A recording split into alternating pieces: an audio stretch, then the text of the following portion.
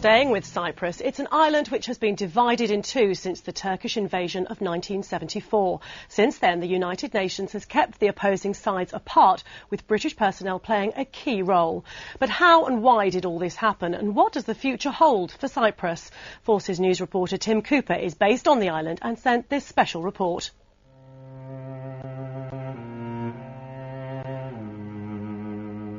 Haunting doesn't do this part of Nicosia justice. Deserted streets illustrating shattered lives, the outcome of a war and the legacy of a complicated island trying to establish itself after colonial rule. At some places, this buffer zone between the Turkish and Greek communities is just 3 metres wide. Elsewhere, it widens out to over 6 kilometres. I'm on patrol with British UN troops through Sector 2, that's the buffer zone in Nicosia. Currently, talks are underway between the two communities and tension is heightened, making the UN's role here even more complex. Every soldier really has to understand that here in Cyprus, everything is inherently political, and any small action that's taken either in the buffer zone or indeed outside the buffer zone will have a strategic effect on the peace process. That peace process is headed by Greek Cypriot President Demetrios Christofias and Turkish Cypriot leader Mehmet Ali Talat. They've been talking for the last 16 months and say there has been progress, but time could be running out. With elections in the north scheduled and Talat looking unlikely to retain power, a more hardline regime may leave the talks with little chance of success. But if you're not familiar with Cyprus, it can be quite complicated to get your head around this dispute and to understand why it's not been solved for more than 50 years.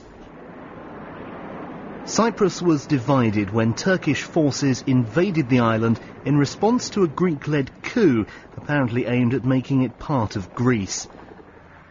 The military operation hit the headlines around the world. The very first paratroopers are now hitting Cyprus soil. The conflict grew out of decades of turmoil. In the 50s, ethnic nationalism was increasing, with both Greek and Turkish Cypriots forming armed groups, committing murder and acts of terrorism.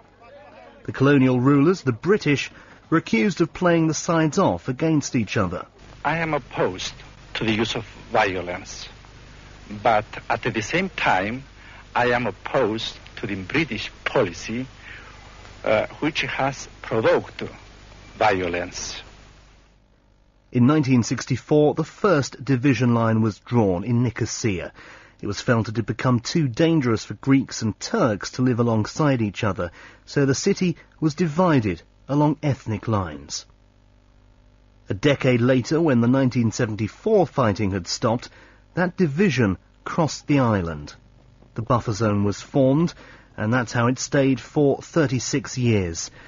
They'd be years of division, with families forced from their lands, communities separated and laid waste. Occasionally, violence flared. In 1996, Solomus Solomou was shot dead by Turkish border troops after attempting to climb a flagpole. A few days earlier, his cousin was beaten to death in the buffer zone by Turkish protesters. But there have been moments of hope. In 2003, 5 border crossings were opened along the buffer zone. For the first time, people could travel to either side. And in 2008, a highly symbolic moment. Ledra Street was opened for the first time since 1964. We are Greeks and they are Turks. We have lived, we have born in the same island. So that means this land belongs to every one of us.